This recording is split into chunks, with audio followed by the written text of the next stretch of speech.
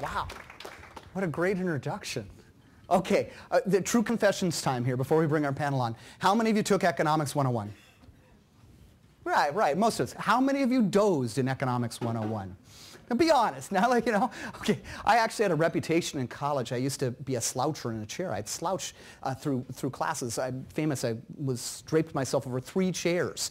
But I always woke up for economics, which is an odd thing. And it's because fundamentally I've always had this question. Why do things tick the way they tick?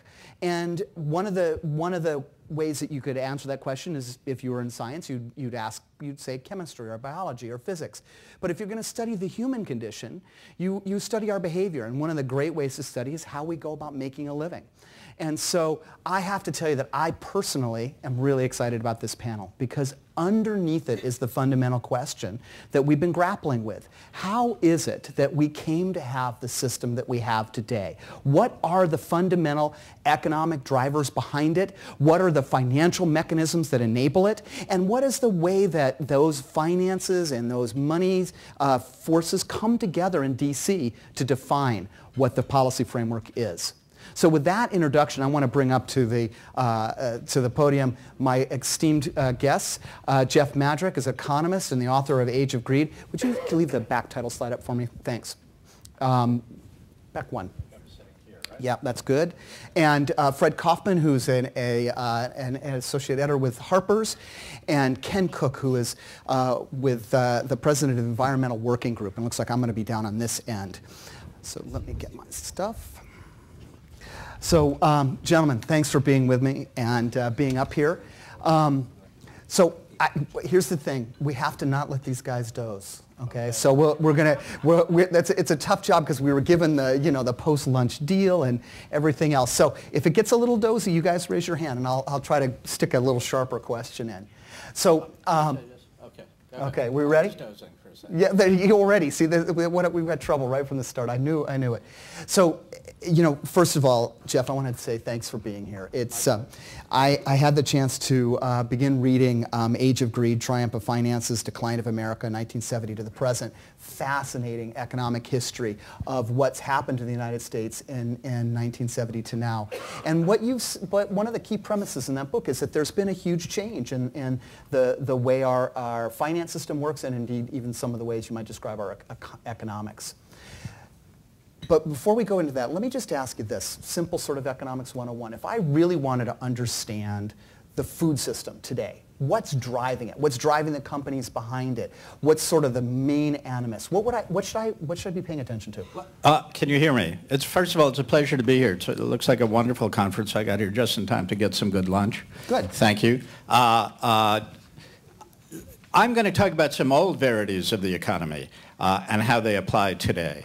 Because this economy, those of you who did take Economics 101, I'd love you to dispose of some of the myths that they inculcated in you. A lot of economic growth in America was driven by economies of scale. Right.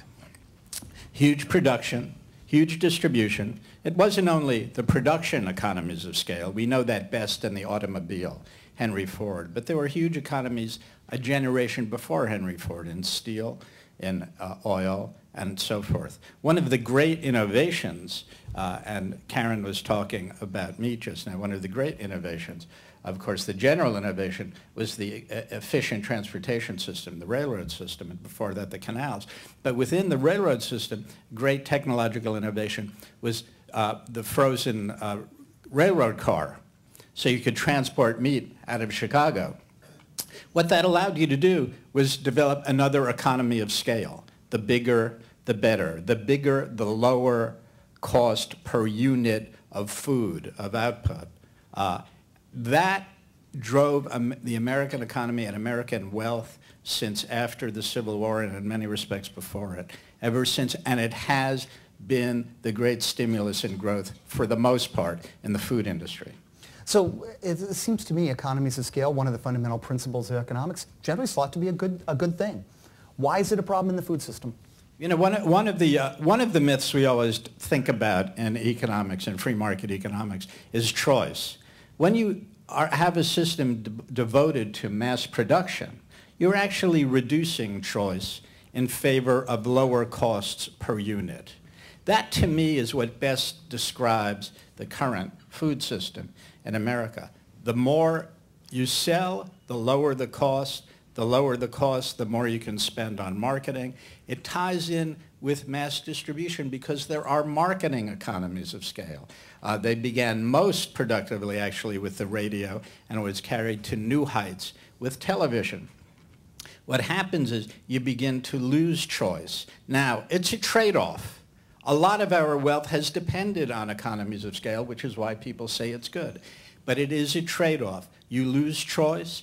You lose, in my view, you often, in the current environment, lose the kind of access, especially for medium and low-income people, to healthy food, because unhealthy food, given as it is to economies of scale, is so much more readily available and so much cheaper.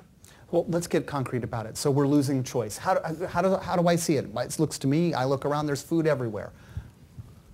Yeah, that's pretty good. It's pretty good analysis in New York City. Of course, it's a little different elsewhere. But is there really food everywhere? Is it that different? How hard is it to get a meal you really want? It's a little easier in New York City because we're dense. The great thing about cities, and they are engines of growth and always have been, is their density. You walk down the street and you see all this marketing for products just by looking in retail store windows. You can't do that in most of the world. The transportation costs, while the traffic is slow, you get to one building, you have a lot of customers. So we do have enough density to create specialization in decent, better foods. But throughout most of America, we simply don't. And in fact, in my personal experience, my wife and I bought a brownstone in Harlem.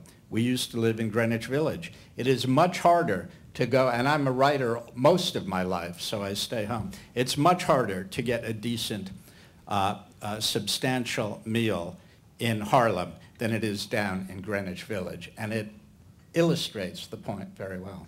Okay, so we've got this train. It's running down the tracks of economies of scale. It's concentrating itself. In fact, I think one of the statistics suggests that, meat production, for example, dominated by 4 or 5 firms, same thing in chicken, pork, similar kinds of things. Reducing choice.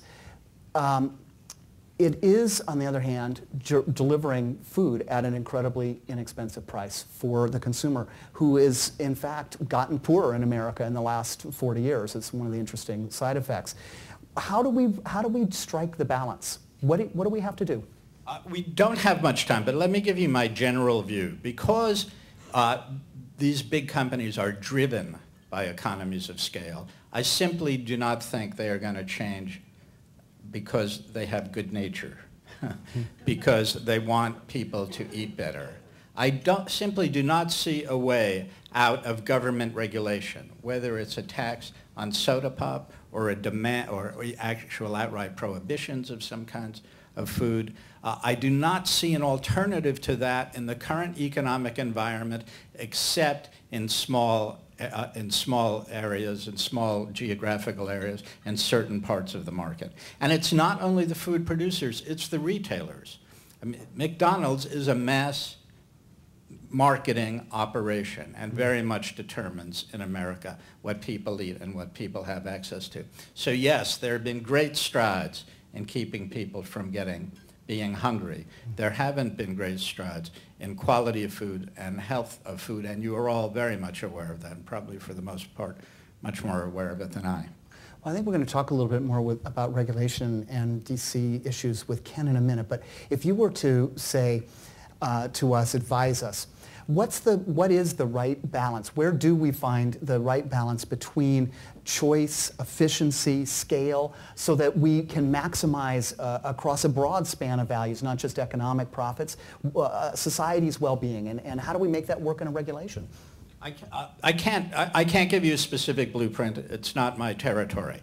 But the very fact that you raise it as a trade-off is an important insight. Mm-hmm. We can't give away all the profits by demanding highly specialized food for everybody at very low prices, needless to say. So we do need to find some balance there. But I simply don't think you're going to find balance there by avoiding regulation altogether. I think naming calories on food was an interest, forcing people to put the number of calories on food was a very useful regulatory innovation. It's an example. Taxes can be applied. We talk about energy taxes, we can talk about taxes on food. There are enormous subsidies, and I'm sure you are all talking about it, enormous subsidies in corn oil and other areas that, that stimulate what I would call unhealthy food production. That can be changed, so there's lots of room here to operate. There is also in the financial markets, there are increasing problems in speculation in the commodities markets. In fact, a bunch of economists just urge the internationally governments to look into speculation driving commodities prices crazy. So there is a lot to do. In fact, there's a lot to do across industries across America. We have neglected this government role in our economy, not to take over companies and not, not to use that great word socialism, but the important part government has in making sure the economy works right, efficiently, fairly, and healthily. Let's leave it, let's put a bookmark there and we're going to come back because Fred, I think he opened the door for you in a classic way. I mean, many of us know you best for your article in Harper's Food Bubble, How Wall Street Starved Millions and Got Away with It, which was sort of a story of the 2008 commodity price spike. I know that you're a keen observer of the financial underpinnings of the food system. What do I need to know about that, those financial underpinnings, and how is it affecting what we're seeing on our plates today? Well, thank you, Joe. Thank you, Jeff. Thanks for having me here today. I think that specifically, that is the question, and I think that's the question I think we should all just focus on maybe for the next, I don't know, 7.5 minutes. He's been a good sport about it, though, so we'll give credit. Because specifically in the pieces I've written for Foreign Policy and for Harper's, they have been about the specific connection between food and money and the growing connection between the two, as what we have seen throughout the world is more food than ever in the history of the world has been created, while at the same time, in real numbers, we have more hungry people on Earth than ever before in history, nearing up to 1 billion people on Earth, which is really an unconscionable number. It's really unconscionable there be that many hungry people on Earth when we have enough food to feed double that number. And it just doesn't seem fair. It just didn't seem fair to me. And so I talked to these magazines and I said, I got to figure out what is behind this. Went to the Food and Agricultural Organization in Rome. It's the part of the UN that deals with the issues of food. Went out there in 2008 to their big once every 5-year meeting. And I started talking to all the experts out there, and what I learned is that people don't starve because there's not enough food. People starve because they can't afford food. They can't afford the food. And this has been proved many times. Amartya Sen, a Nobel Prize winner, showed this in his work very specifically. During famines, you actually see food moving out of famine areas because it's not about where the food is, it's about being able to afford the food. And so I said to myself, well, if that is the case, then what we have to really understand is how does food get its price? And I specifically decided on a bushel of wheat. How does a bushel of wheat get its price? And that led me to the Chicago Mercantile Exchange. It led me to the Minneapolis Grain Exchange. It led me to the Kansas City Board of Trade, because these are the places in America where the price of a bushel of wheat is set, and this price actually influences the global price of wheat. And what is really interesting about these markets is that is partially the economics of it, but also the history of it and the agricultural history of it, because these are some of the great innovations in financial history when we look at the futures markets in the Midwest, because for hundreds of years they allowed the growth of the financial sector, of the agricultural sector of this country. And they have kept the price of food stable for more than 100 years. That would be the 100 years of the 20th century, before the bubbles of the 21st century. And what we see in the futures markets, with keeping everybody awake, are strategies that very large agricultural entities and businesses can use to manage their risk. Because as we all know, although we need bread every day, it actually is seasonal. It only grows certain times of the year. People need to manage their risk. They understand how much they're going to need to pay for it, how much people might pay them for it. And these markets worked beautifully for about 100 years. And actually throughout the 20th century, throughout the greatest century of growth in this country, the real price of bread went down. What I learned, much to my chagrin, is that since the beginning of the 20th century, these markets, these incredible futures markets, have been co-opted by speculative forces. That large financial institutions have realized that actually there is great value going forward in arable land, of course, in fresh water, and in food. And so therefore, this became a part of a general system of what we might call asset allocation. If you look at your own retirement funds or something like that, you might say, oh, I'm putting some money in stocks, some money in bonds. Now it is a standard procedure to put some money in commodities. And that commodities sector, of course, equals precious metals, energies like crude oil, plus agriculturals. They've all been put together in this one little spot, and then a lot of money has then poured into that spot in certain very fancy financial tools, basically known as the long-only commodity index funds, known popularly as the massive passives. Because what they are these gigantic hundreds of billions of dollars that have poured into these sensitive markets that have kept the price of food stable for a hell of a long time and have also made it possible for large agricultural organizations to manage their risks. And they have thrown them into chaos. And that is what we saw in 2008 when the world price of food doubled and doubled again. We saw riots in 32 countries and regime change. That is what drove the Arab Spring when we saw food inflation in Egypt at 42% per month beyond headline inflation. So this is a very serious thing. If we cannot control the price of food, we're going to see some very serious political repercussions. And so that's why I think it's very important to focus on this issue and to focus on what we can do to stop speculation, because in my view and in my opinion, food is different. Food is not money. Food does not equal money. Food is a very different entity than money. And so we cannot simply treat food as money. And so what can we do about this? Well, it's very difficult to know exactly what to do. The typical things that you might do is say, okay, well, we will outlaw banks from taking positions in commodity markets that deal, unless they're bona fide hedgers. In other words, unless they have a stake in the actual agriculturals. But of course, that's an easy thing for the banks to avoid. They simply do what's called this mysterious over-the-counter swap, the so-called dark markets out there. Nobody knows who has a position anywhere. They do this swap with a bona fide hedger like Cargill, let's say, and all of a sudden they're back in business. Or you could simply say, we will outlaw any kind of massive passive investment in this country. And once again, this problem is taken care of with a single phone call from a large transnational bank in the United States to their London office. Done. So it's very hard to take care of this. I think that the most important thing that we can do as a whole is to understand that there actually are forces, as Jeff pointed out, national forces and international forces trying to regulate the $600 trillion global derivatives market. And so in this country, what we're seeing is Dodd-Frank, and what we have to fund is the Commodities Futures Trading Commission run by Gary Gensler. They're presently trying to be defunded of $100 million, but we need to fund them and give them more money so that they can actually do something to stop speculation. And as we see with Sarkozy in France and the head of G20 this year, he's made it one of their goals to try to do Dodd-Frank type regulation writ large across Europe. And what would that mean?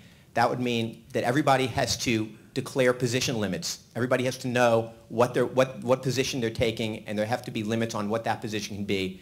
And there also has to be transparency in these markets. We have to know who's taking what position where. Wow. Thank you. Thank you. In fact, we're going to have some time to have a chat after, but I want to give Ken a chance to weigh in. But let's put the pieces together. So we've got on one hand a fundamental driver in the economy, which Jeff, you'd argue is choice reducing, which is the tend towards economies of scale, specialization, and narrowing. And you're suggesting that on top of that, the market price itself is being systematically distorted by a flow of funds into vehicles which hitherto did not exist, which actually fundamentally change the market balancing efforts and market clearing efforts that those of us who did stay awake in Economics 101 recalled was the sort of magic of free market enterprise. Now, Ken, I want to go down the coastline a little bit, because a lot of this story is happening here in New York. Certainly, the financial market story, the story that Jeff was telling us, was certainly a global story. But I want to ask you the same question. If I want to understand the framework in which we're making decisions about agricultural policy, if we're making decisions about commodities future trading, if I want to understand how money and finance is impacting our choices as a public entity, what do I need to know? Well, I think the place to start is to follow the money, as these two gentlemen do professionally, and we try and do it at the Environmental Working Group too. So let me tell you a couple of stories about farm bills. People have mentioned farm bills recently. One about farm bill, one about another bill. Farm bill in 1990, following on the success of the 1985 effort when a whole group of new players, environmental organizations, Sierra Club, National Audubon Society, American Farmland Trust, for the first time got involved in agricultural policy because they were concerned that not all of the money was going into subsidy programs and not enough was going into the programs that farmers were lining up for, putting some of their own money down for, and just wanted the government match to protect their land and their water and their wildlife. Our land, our water, our wildlife, and so these groups got involved. I was a consultant for all of them at the time, doing policy analysis and testifying and lobbying. I'm a lobbyist. You heard him, he whispered. And we were able to put together a conservation package in 1985 that now puts tens of billions of dollars every 5 years during farm bill cycles into a lot of good things that protect wildlife, protect land, protect water that wasn't there before. Conservation was a rounding error in our spending. But when it came to 1990 and we wanted to take that to the next level, we enacted again in the law lots of great provisions, but when it came time for the money to be spent, it wasn't there. The money was used for other purposes.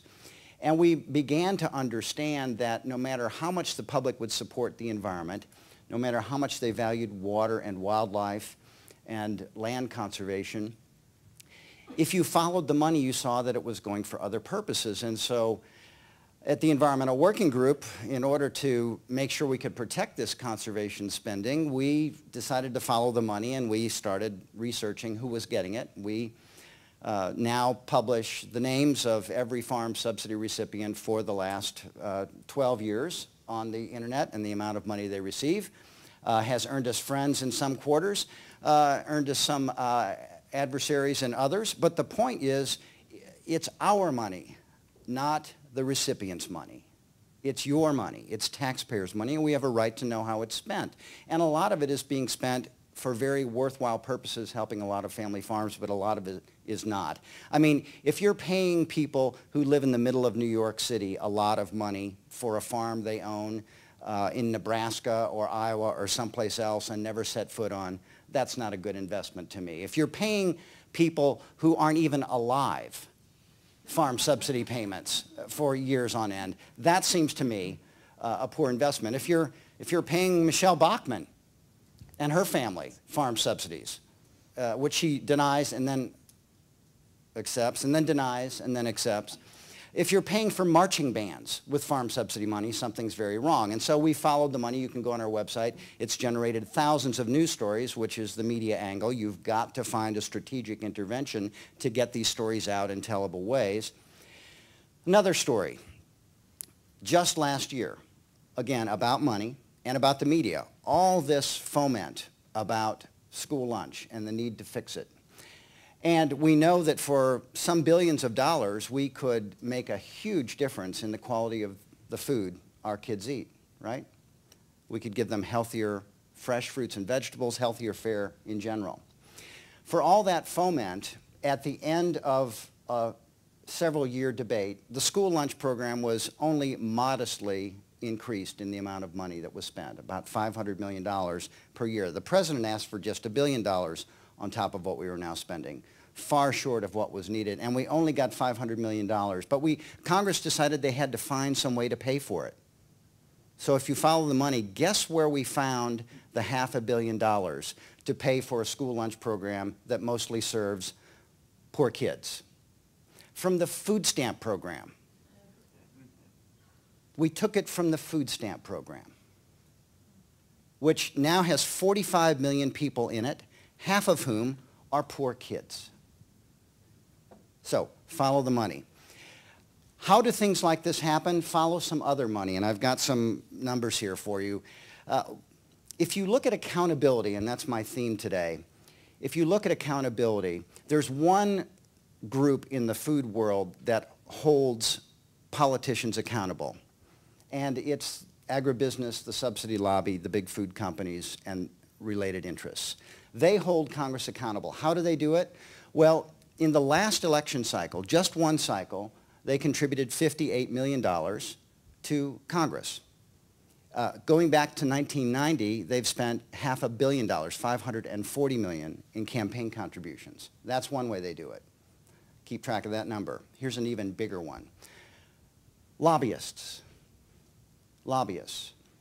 Over $100 million is now being spent every year by agribusinesses lobbying Washington. In the past 5 years, $570 million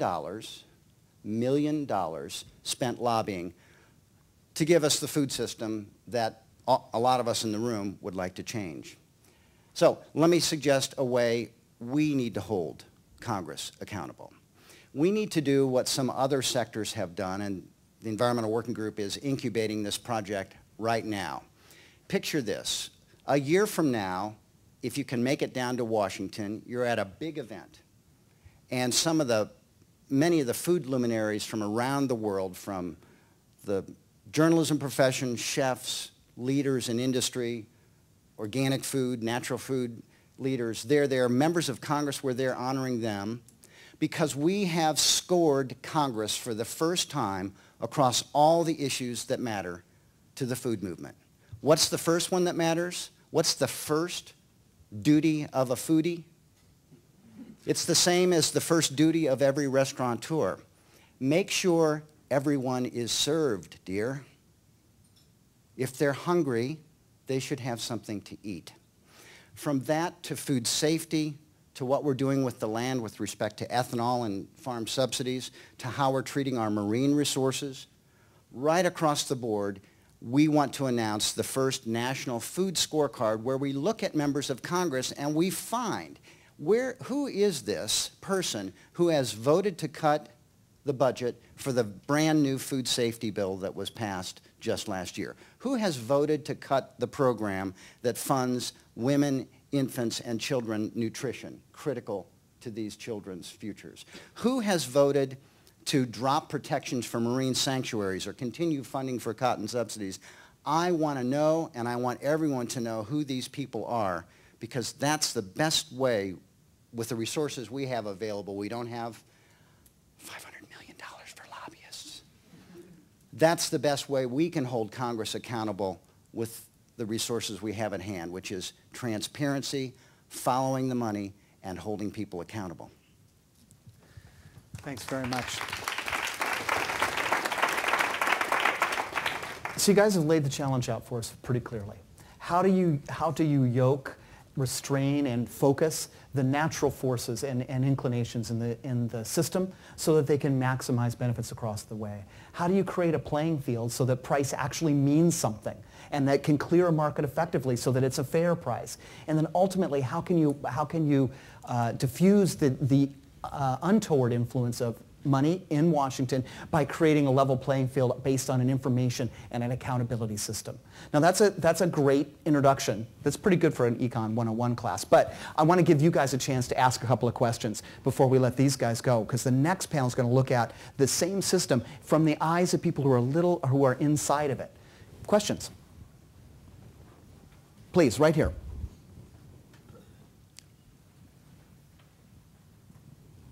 Hi, Ben Grossman-Cohn from Oxfam. First, I'm glad to see that you cited the Economist letter, because it was my job yesterday to publicize it, so good thing that you heard about it. Ken, I'm curious what you think. There was mentions of cuts in Washington to the CFTC and other things, and obviously coming from Washington, that's the environment we're in right now. But there are also some other cuts that we're potentially seeing to agriculture around subsidies that some of us have been working to fight for years. So what do you see as some of the upsides of the cutting environment in Washington? Well, I hope we can eliminate some of the abuses. My concern is that if the cuts are done in a way that undermines a safety net for farmers without dealing with the underlying problem, which is as economies of scale have advanced, and in crop agriculture, which we directly subsidize, they've advanced a great deal. I think it's only fair to ask basic questions about whether we should subsidize to the last bushel and last bale every bit of production, and in effect incentivize through our tax dollars further expansion beyond what technical and other economies would dictate. I think we'll see some cuts in some of the programs that are abusive. The direct payment program's abusive, where we're spending $5 billion a year, regardless of need. If someone had told me when I started my career in 1977, working on my first farm bill, I was just a child, of course, that farmers would, for many years, put up with a program that wrote them checks whether they needed it or not, I would have said that's completely ridiculous. Those aren't the farmers I know. It's a discredit to them. But that's what's been happening. We've kind of been stuck. I would like to see some of that money used for better purposes. I'd like to see us funding school lunches. Our top priority in the Farm Bill this time, as it was with our friends at Oxfam and Bread for the World last time, our top priority as an environmental organization is the food stamp program in the Farm Bill. How can you be worried about kids getting toxic chemicals in their food? I do worry about that if they're not getting food. So to me, there is an opportunity there to curb some of the abuses, and I'm encouraged by some of the discussion. I'm also very worried that we're going to put another system in place that will be harder to follow, might spend just as much money, and will continue to reward economies of scale improperly, beyond what we should be. Excellent. Can I just add something? Please. Very quickly? And then to you. And it relates to what you were talking about. Don't ignore financial lobbying, because in this area, in fact, the financial lobbying has watered down derivatives regulation and made speculation all the more likely. Significantly watered down derivatives regulation. And to put one number on the board to make your hair stand on end, compare, it's not only the food companies. Finance in 2009 and early 2010 spent $1.3 billion on lobbying the Dodd-Frank bill. And a lot of it will affect the food markets. Okay. Jeff and Ken, you both spoke about economies of scale. And it strikes me that there's, in discussing economies of scale, it depends on ratios, where there are typically single variables like miles per gallon, yield per acre, and the like. And I wonder, as economists, what you might suggest for picking new variables in the ratios that we use, in the messaging that we use, so that we can broaden thinking a little bit about our priorities. What are the metrics for a sustainable economy? It's as simple as that. Go ahead. You take a crack at it. We'll pass it. We'll give you a huge shot at it. Why did you call on me to answer the hardest question? In economies of scale, it's unit production costs. How much does it cost to make one flake of Kellogg's Corn Flakes? In effect, that's what it comes to. How much does it cost to sell that? You can then compare what it costs to sell healthier food in various places on a per unit basis. It includes not only production costs, it includes all those costs Karen Karp was talking about. It includes marketing costs, it includes the space in the A&P. I don't even know if there still are A&Ps, but wherever the supermarkets are. Maybe Fred, did you want to say something about this, or Ken? I know we're running out of time. One thing I know you didn't ask me the question, but one of the ratios that we're seeing in this area and what's coming up is this whole notion of a metric for sustainability itself. And what you're seeing are, you see people from Unilever here later who have done a lot of work in this area. And of course, Walmart itself is doing a tremendous amount of work to find a unit of sustainability in their Applied Sustainability Center at the University of Arkansas. I would just say, in terms of when I looked into this whole issue of sustainability metrics as a retail interface, beware.